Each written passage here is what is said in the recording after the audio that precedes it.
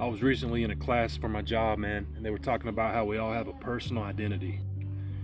We all have certain things that make us who we are. We all have an image of ourselves in our mind.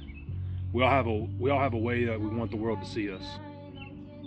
It made me think about being a veteran, man. I know there's a lot of veterans out there that struggle. There's a lot of guys that get out the Army, get out the Marines, whatever branch of service they're in. They get out and they struggle, man, to find out where they belong out here in civilian society. I can talk from my own experience, man. I got out thinking I had everything figured out.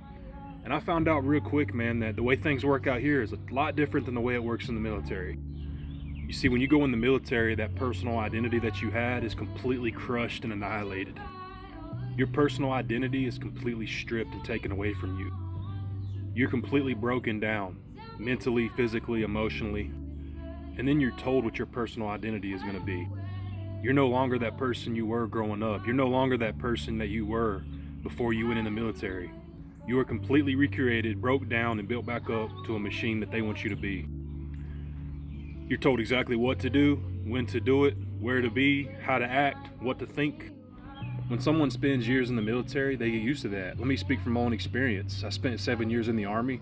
I got used to following orders and being told what to do and being told where to be and following instructions.